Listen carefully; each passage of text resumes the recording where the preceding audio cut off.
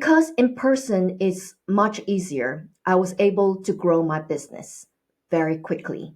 And because when you make your own products and when you are the painter and you're doing your own prints or doing your own jewelry or anything that you're making yourself, the profit margin is so much bigger, right? So you're able to grow your business much faster because you're able to sock in some money, you're able to take the money to grow as well as to save some to reinvest into your business. All right. That's why in person is so much better.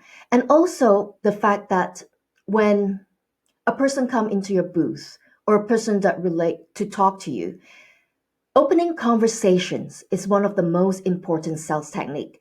It doesn't, I think, I'm not sure if it's ever in a sales book that's opening conversations, but opening conversations, not having asking questions that not open ended, not like a yes or no answer, right? Getting to ask the right questions so you can use the human psychology to understand this person better. So you learn how to relate to this person better. Therefore, it's easier for you to sell your art. And there are many ways to do this other than social media. Social media is extremely slow. It takes a lot of consistent posting, which takes a lot of time that you may not get nothing from it because of the fact that social media people use it to for entertainment. They use it to waste time most of the time. They use it for socializing. Okay, so buying things is not your first priority.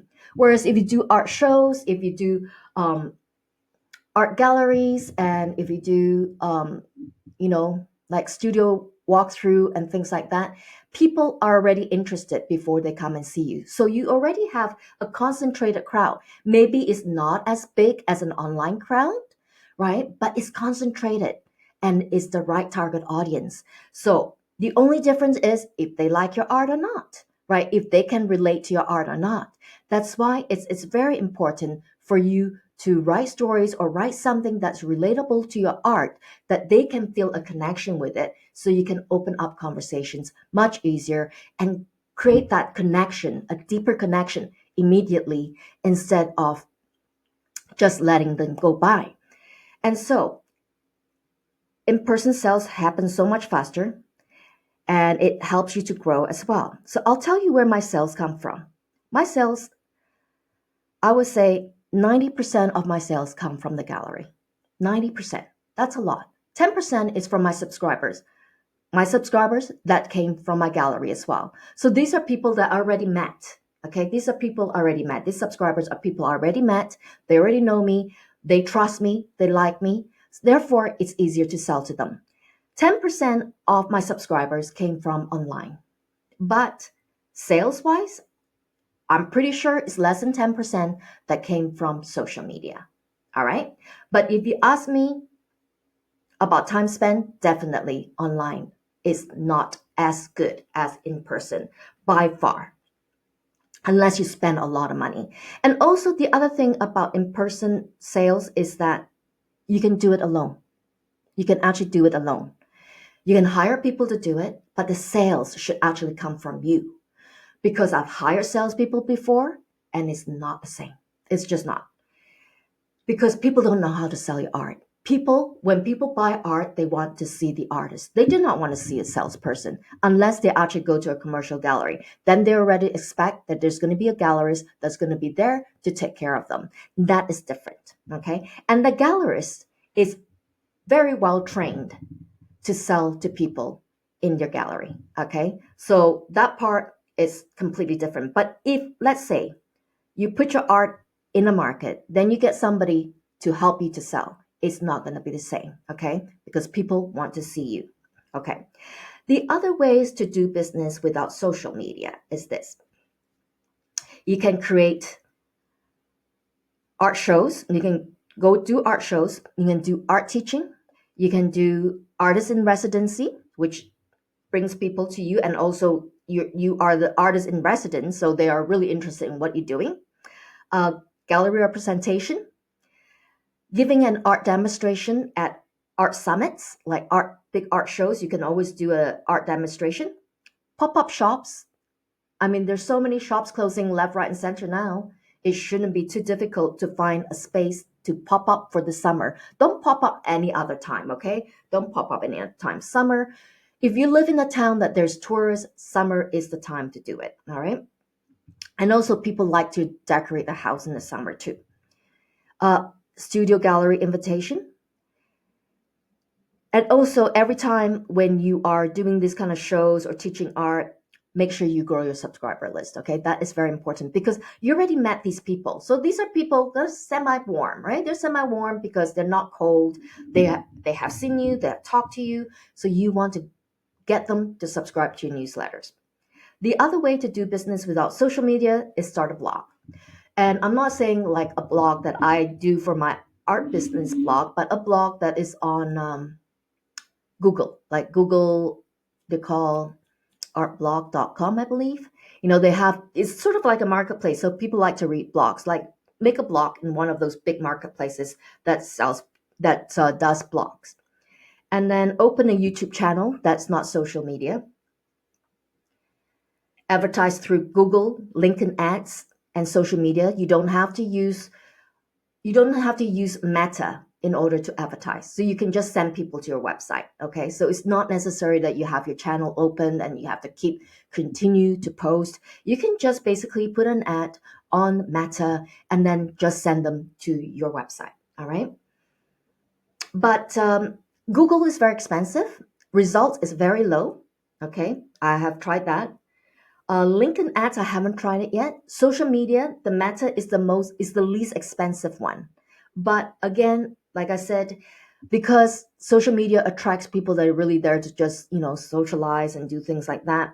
When you advertise through social media, you have to use this really hardcore technique that is like a sales funnel. That's sort of like attract them to purchase something for really cheap and then keep going to bump sales on them. All right, it's kind of like it works, but it's a little icky, right? For people that prefer to be in-person sales, that's more authentic and to be more ethnical. It feels better. But with this sales funnel that I'm talking about, which I will show you how it's done in February, the training, it's on Upsell, and this one specifically is online in February because there's a way to do it, but it's like I said, it's hardcore. Okay. And marketplaces, you can also broaden your market. Like now that you have a website, you have your own website. So it's perfect for when you see people in person, when you're at art shows, and when you're, let's say, at a pop up shop, you give them your website, your personal website. But it doesn't hurt to get into Etsy. All right. It doesn't hurt to get to Amazon. It doesn't hurt to get into POD's company either, because now you have your own website. By doing the Etsy or other marketplaces, it's really basically giving you some more exposure. You don't have to put all your prints there. You don't have to put all your originals there. You just have to put a few. So it drives traffic to see your work.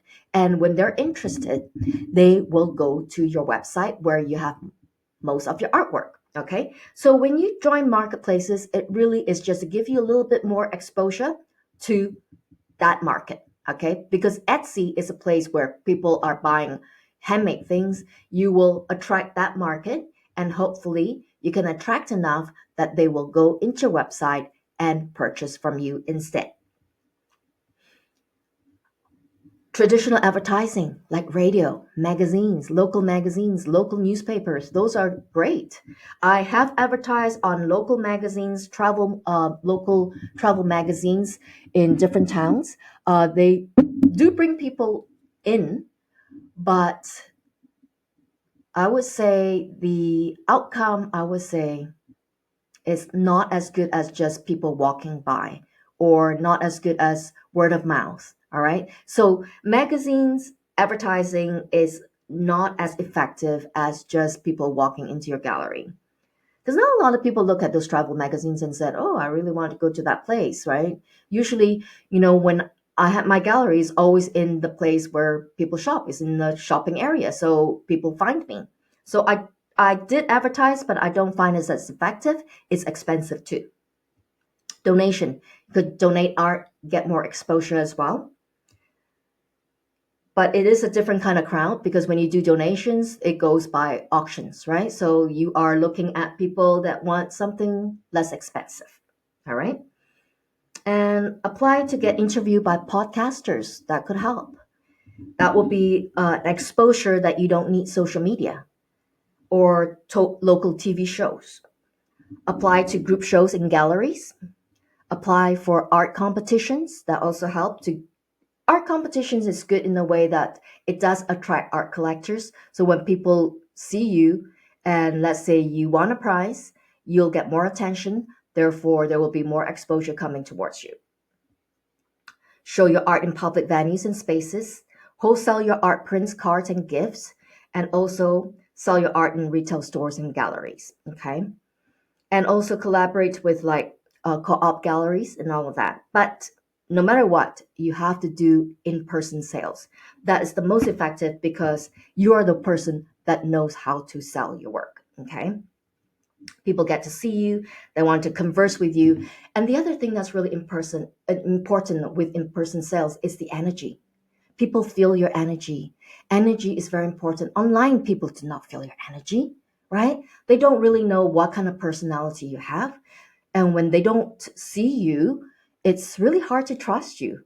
And it's also hard to not just trust you, but to purchase from you because they're thinking, like my sister was saying to me that she was selling her patterns for $2, really cheap, because she thought, okay, that's the way to do it. Even though I told her that's not a good idea, but she did it anyway. Then she realized that when she did it in that price, she thought that because people don't know her, she would get a big exposure because of her price. And then she also realized when things are too cheap, people are not trusting her. People think that, oh, she just wants my credit card because there's so many hackers out there now, right? Or she just wants my email address. Oh, she just wants, to get my credit card so that she can, she's a hacker or she's going to steal my card, right? So there's a lot of things you have to think about online, what people are comfortable with, what people are not. And I believe and I hope that, less and less people will sell more in person so that, first of all, AI can steal your work. The other thing is also that you'll enjoy the sales more and grow your business much faster. And also enjoy your business a whole lot more because it's more heart centered. Okay. The other thing I find really helpful is creating a collection every year.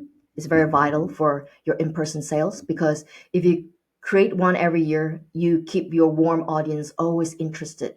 And you also be able to grow, make your buyers become collectors. Okay. And then make your cold audience become buyers. All right. And that's why it's very important to have the subscriber list, keep growing that.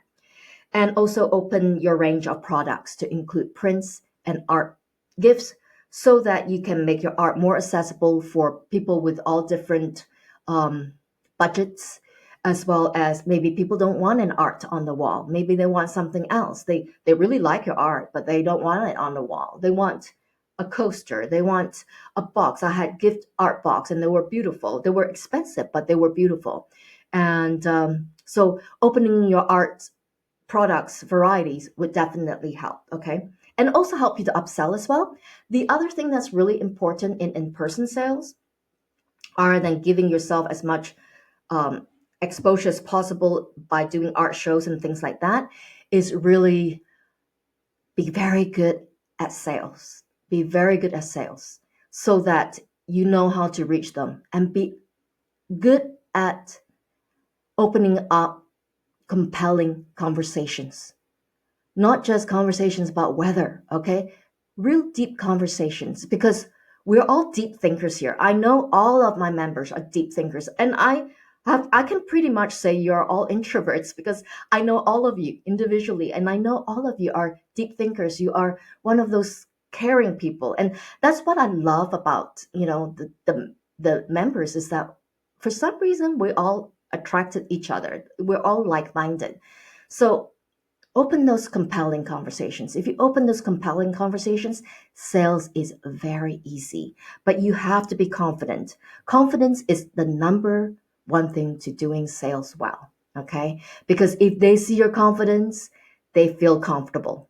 If you are nervous, you have nervous energy, they won't feel comfortable and they would just want to walk away. It's just like when you're talking to somebody and they're making feel very nervous, right? You just want to walk away, right? So you want to make them feel very welcome. You want them to feel, um,